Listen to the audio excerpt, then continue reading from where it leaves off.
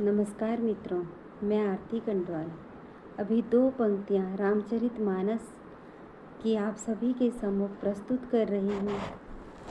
जो कुछ शब्द हैं लेकिन भाव बहुत गहरा है इसका, तो सुनिएगा। राम नाम बिन गिरा न सोहा, देखो बिचारी त्यागी मद मोहा।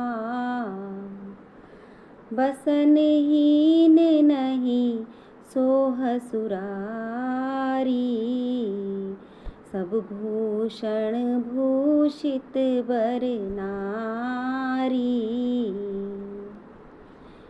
इसका सार ये है कि राम भगवान के नाम के बिना वाणी शोभा नहीं देती। कभी भी वाणी, जब तक हम भगवान का सुमिरन नहीं करते, वाणी शोभा नहीं पाती है। वाणी चाहे कितनी भी मधुर हो, कितनी भी मीठी हो, लेकिन वो तब तक उसका एक जो सुंदरता है उसकी, वो सुंदरता तब तक नहीं आती जब तक कि उसमें राम भगवान का नाम न हो। और इसी तरह से चाहे कितने भी आभूषण पहना लीजिए, सोना चांदी हीरे मोती सब कुछ पहना दीजिए एक नारी को, और वस्त्र न हो उसके तन पर, तो वो बिल्कुल भी सुंदरता नहीं पाती। हाँ, अगर उसके तन में वस्त्र हैं तो एक छोटा सा आभूषण भी उसकी सुंदरता बढ़ा देता है। इसीलिए ये बात समझनी चाहिए आज सभी को।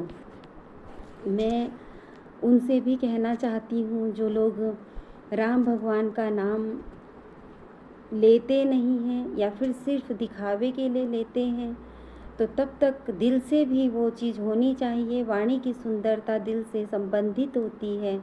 दिल में अगर अच्छाई है, राम नाम का ध्यान है, तो वाणी से भी वो नाम निकलेगा तो हमेशा एक अलग भाव पैदा करेगा। और इसी तरह से जो आजकल महिलाएं समझने को तैयार नहीं हैं, अगर कोई उनको समझा दे, समझने के लिए वो तैयार नहीं हैं, बेटियां, कुछ सबके लिए नहीं कह रही हूँ, कुछ लोगों के लिए कह रही हूँ कि नहीं समझती हैं। अभी मैं कुछ दिन पहले मैंने एक वीडियो देखा, कोई पुलिस ऑफिसर थे, वो एक अपील कर रहे थे लोगों से, बेटियों से।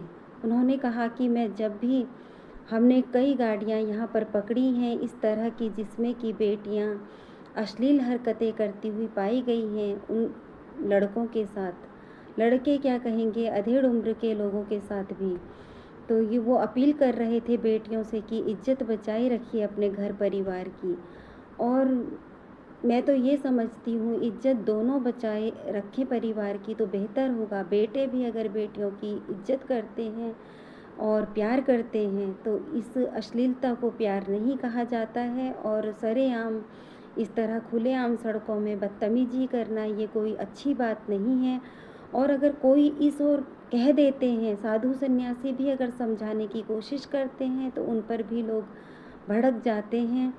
तो मैं यही कहना चाहती हूँ कि आज का दौर सच में ऐसा हो गया है कि महिलाएं समझ नहीं रही हैं, लेकिन ये सच में बहुत बुरा दौर चल रहा है महिलाओं के लिए ख़ास तौर से।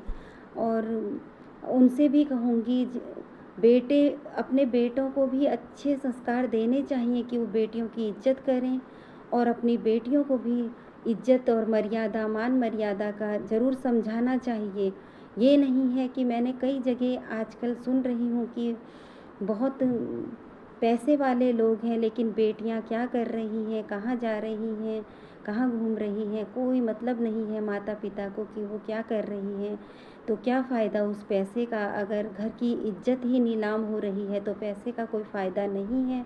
तो मैं आप सभी से यही कहती हूँ और सभी महिलाओं से भी ये विनती करती हूँ कि किसी भी बात को अन्यथा न लिया करें एकदम से। आजकल माहौल देखिए, और बेटियों की ये दशा भी बहुत दुखद है जो आजकल ये बेटियां, कुछ बेटियां कर रही हैं इस तरह से।